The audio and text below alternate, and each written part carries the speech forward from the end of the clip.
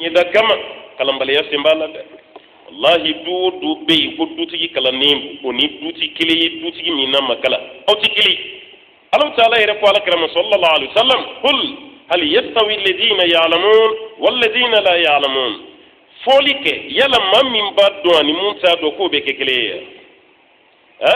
o jabi fen jumay mammin galana ani mammin makala o tikele wallahi kun fin kana disi gushi kalanke la nye koro kafo kambe kele ko mumbanje hali say makalande hali say makala ma umma bi kalam valer do ci kulonge kalana kuma ci ka jamana dew itu bla pinin pana ni furko la kalan ka bafi ka ci alors que moyen be mum se ka dem sen mum deme o ka kala ay kalanke wala sankala don ay kalanke wala sala ka ci din joro yi femi o ka don ay kalanke wala sanga jamana ka avanci anga kiliya jamana ka jamana tawda foyti jamana bla jamana taw nyeni kalante no te kuma batte dokara kuma la sat anye lamelike man kan ji janga ta barala bara yere feneti sabati ka barake bara yakubayali ka soro kalanti ma wumma yi kalanke bulu ko fefenyi atigi ka dute de karci tede atigi ka jamana bele jelembe bulu ko fe ay kalanka de dem senu ma shi kanawne wallahi ay kalanka hale min be gri ka kalam bla sira la ka foko gele de bi fi ka kalam de jog ko kada ka ibe ta war nyinina e ka bla ikunna bay ebe kalam bla ki to klasi la ki islam min to kalan gelena ibe ti kam mi ci kala alhamdulillah ibe siki yereta ibe bara chamangere o mun be namma bo natara nyafe no clara o be klaka plasi min soro jamana ko no itu soro abe war min soro itu se ko war nyogona mara munya sama aka kala ay kalanga ko maw kawn neke ko kafsa men yere nege o bi ka kun finya de yira ala ko taala ma kulen ke Allah taala ma kalan ko kuma ke kuma fitini nabi nyuma mbolo kiraw ala ka ci dem ma kalan ko kuma ke fitini ay wa sababu la ni tabiyuna e o prevu yere ala ka ci dem de la ka zidu la wuli spécialement ambe ba do juguti islamo wala bi ka timi yahudiya o ka me ala kre zidu di mandati kalo kili kabla ka ta yahudiya o cela ka tu ka kangala ma be fram ma nyogo mani kamme baliyadi ay zidu bla kalo kili ka ta yahudiya kangala me Allah taala yi hakli jami ndi zidu ma kalo kili mbara zidu ya ta kalo mana klitan duru kono klitan duru ka yira saba wala ko kalanka di kray zidu na nadomi ala kira kumba ka sokonna de la sallallahu alaihi wasallam me kabina zidu fuli kamme dukenama ala ka ci de ni fini min bora ndella ka fieni kene kele kaya ngo kira yi sa fe di siri ka chaya ka time kulisi donc akanyala ma yalla yi sa fe siri min ke ode ka chande ode kama ni ndunu ziyon ya islami ibi ta fi di yula ni pakistanawi ibi ta fi di yula ni afghan chamanyi ibi ta fi di yula an yere fe ali somali ani kenya aslame chama ibi ta fi di yala o ne ma fo sini fene ka do ala go ibaka munke bashi tala me kira yi munke muko di fi ka dala ngala ka ci di ni ta fi di siri ka chaya ka tme zere bu do yere kira ya me wati ni ko zedina ala ka ci din ka tafiya yudi samam no fe sabo nyeba la baka tafire kurunto abaka fufuwa no fe muna zedi yili kunfa ala ka ci din ya kewdi kama ayabla ka ta kalamina ka klara kalana yani dele ka dafa leme ma fen bi yere kalama ite kulonge kalama ayaw ji jaw ka kala mo ko ka fay ko kala nin tay dem senu yere dem bi nyonege e ko kala nin tay sa ay kala nin bla akata war nyini kala nin na fatal mo bi nege an ko ti bashi me kan yere nege kalam bo nyakka mala kan nabi nyumon do ay yere sama ka bon nabi nyuma nyakka diri kono ka son kala ndi nyam mbaji gini tamme ko folo yi fede sayidina Musa nabi nyuman ti Qur'an ne kono mun to go fora ka chaya ka time Musa ati mati mu yi mission ke ka bonya ka griya ka time Musa tak me Musa na kan nabi nyumanya ala kuma Musa fe wa kallama Allah Musa taklima ala kuma ali fe ni ko lo daraje ala kuma na Musa fe yuron kile ayi do ke ala ya jabiya ko ala ba nyini fe mbal make Haruna min flen yi ko fene ke kreye ka faranga darajat do Musa kawati mashini Musa te kunda magli muslima o kalam faler bunya fe Musa yi kuma do fo yi kala me bay ayni fo khadra di ma abi fe ka ke kalandi ako hal attabi'uka ala an tu'allimani mimma 'allimta rushda ako yala khadra kadiyewa ne ka tugi no fe kangala ala ye doniya min dima Musa yi nabi nyumai ciden ma fleka kalande ya de nyini khadra fi khadra yalla khadra be songa ki ka kalande yo ako bashita musa yo kalande ya damine kalande ya ko ni jolo sirala ni khadra ma se kanyo am famal doniya mi ko mi khadra la o doniya mi ko na kunti musa anaka kreyani nabi maya sonama ay sulmana la jabay ibn kasiri min fanya ka kitabu kono nan wati mi ala bina sulmana ke ay wa masake ka ke kirei ay fen sabade dim meleke ma ka ka tayira sulmana na ate flata nyon fede sababe feneta tayide abi kilin de choisi fen sabani ala yo dim meleke ma ka ka tayira sulmana na fen sababa folo nabi manya aflana o yi masake yai asabana o yi doniya ko sulmana ka kilin ni sabayira la sulmana na yoromi ay nabi nyuma ya bla krefe kam masaya bla krefe ka doni de choisi ay doni de ta akelin ka doni ta kala ni sojara ay flami bla krefe ala yo fla fara ka doni ko itise ka ken nabi nyuma ni doni tila ikam masaya tin nyai bolo ni doni tila iyo doni mi choisi ni nabi nyuma ya fara ka ni masaya fara ka salame o fo itise ka ta ni kalante ko ala ka ci re dilli maloya ba ka fa ala kan ngai amaloya ba ada ala dilli fen jamana me beba do kira kunti dilli gelay me ala yere de ya do kira da mun ka dali ala yi ko do kira da kaka ni nyinin fe wa qul rabbi zidni ilma afonti ala njidi donin ni makala be ke makala no nga joyen ay nyena je bañ fuy toroti an ka afrikiya ni kalambaliyati fuy toroti an kam mali kono ya ni kalambaliyati no ta laje malika boni français an ka territoire espace min be an bulo an yona ti france su soli min ba an ka dugu kolo koro hala jaga ta jaga ati france ni sanu iretina fi temeto ma ko nanze mbe ni yoro la ya ay mali sanu ko laje kolo kolo min be mali kono ya ay alla janga raison tu me be ko mini doti mini sanu mbaka bodoro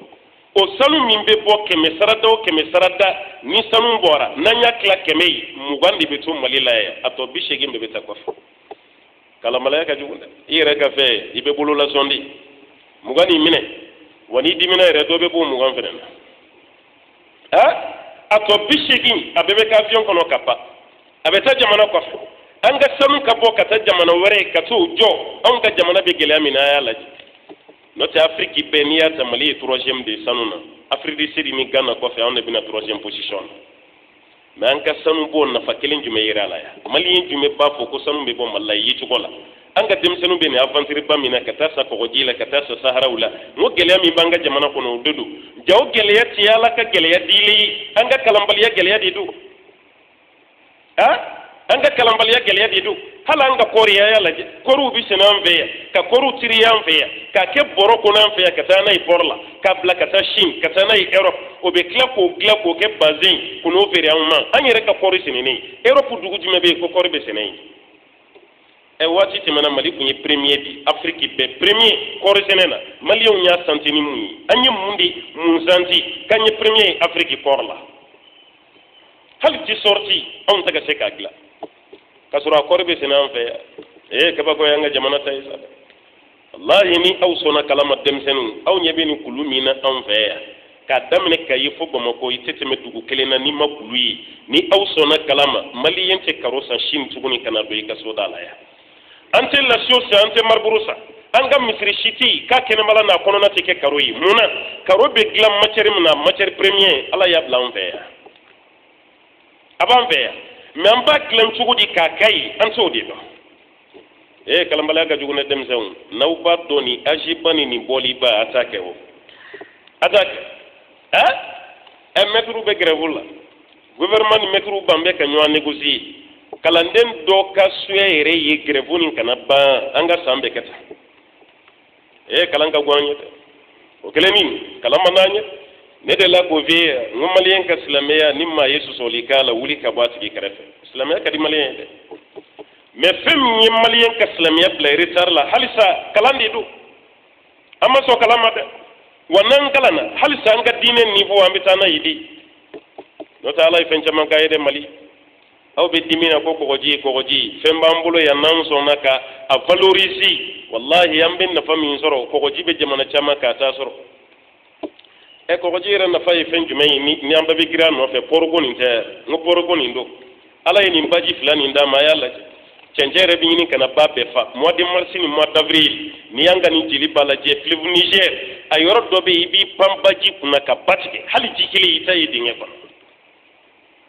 e ba mononga kuma ni mayi kulo gibado ile ifene kana de sa poshi la sakui no ko bi femele ke udi gaji ka bo sanfe kana nga jamana jo anyi sawa ha ala kani babba di anma fleuve Niger ban fe ya fleuve Senegal biya ba fimbiya ba je biya sangarani biya hal saw barashi banu be an fe ya kuran baka tigan fe ya dongo nate kuran kan ga tigan malilla wa aw yire ka je timine kuran kan ga tigan malilla hal mali hamu village te de hamu tuguda wallahi kuran kan ka yin mali tuguda ni yalla je eni baji banu ni baji bo be ban fe jamana ubi uluka kuran baga bo fiye de la vie ntaro no sura de la ka se Holland me dobila ya musera Holland ajati mene ne ma fiye ngo Holland kuran do se bojila mais ipa damene Holland ni Belgique be frontière la yoromi ipa damene foki don Holland dugu kono o ka ventilateur bele pamu bi jokungo kono na bawla ibo de yi foki si Amsterdam o baka mu nyini ka kuran bo fiena o ka jamana alimenti fien min be ci an fe ya be ci Holland ya Indonésie si sanama nyegen kono na kabine gazi di baka boyi ka gazi butani bo Indonésie a nyegen kono na ka di mogo ma o ka tobili kenai nyegen kono ma se nono di goni me nyegen ma ngana be yande nyegen doni be yande kalandi pato nyegen kono na gazi ambo mine ka bara kenai hal samba ni mbo kalam ma bulu damban se ka gouvernement ka koyi fe min pato jamana bitanye ashita ka nyesham notre population est de kanka wuli kalambaliya min be jamana kono sa ka wuli ka nyenyini ne ma fa ka ta marché de ase ni gomaliya ma nga wuli doron hakli be jigi marché de la ne mo fo kuy ma fa nga ta kasi feneke na jamana deun ka wuli ka ta gouvernement nyini ministre min yeshine be kalangoma ka ta premier ministre nyini ka munde la demsem ka kalango ta ka sabati mumbi aw ti fa nga deun ka tin yasiki ka sabati ya jamana jume be tanye ni kalante ni eye ministre ala bi ngi kala na di ni makala ite ni place sorode iteni place sorode meni mami wuli la kele la anga jamana kono ya an to sento la de an bo to o ka kele ya na baka nyeshin muma aw de ka ko do anga sratala ni betoray gen wara bolo do tabitani mali ya wakana so aka jamana kalango ka to ni jogola tande mali jamana badi wallahi mali jamana badi nema delika fi ngamalo ya benela an gal memun ka ce ka ta formation na Maroc ma fi ngo bashi bala ngamalo ya benela Maroc on kumina malila ya amar baba tumbukti ka wati Maroc on kumina envers ka formation ke ka kalandinya ke anga karamogo kuleya kata nabi ni an maboya kata Maroc ni Tunisie ni Algérie ni Égypte wala amakala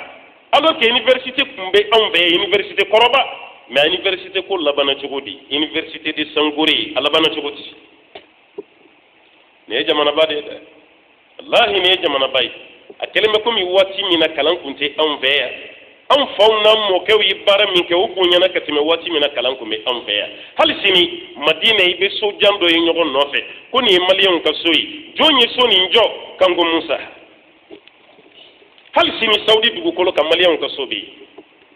ka sanunta ka bon malila ya na ka ko jitige meru rouge ay sanun chaman to Egypte masake buleya abaw yana gwansan de kama ni Jamaluddin Abdul Nasir na hotel de la Miche jo envers hotel de la Miche ni abaw yana gwansan do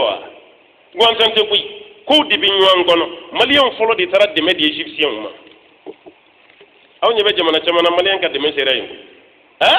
kangu nusa te méthode Egypte ire la hine folo ka sanun di o kope ka ko jitige kata jida o kofe ka do maka kata madina kata so joy ma fen be bo anga jamana kono natara hejela akana gele ya soro soko la tugoni ay ni so di malien do di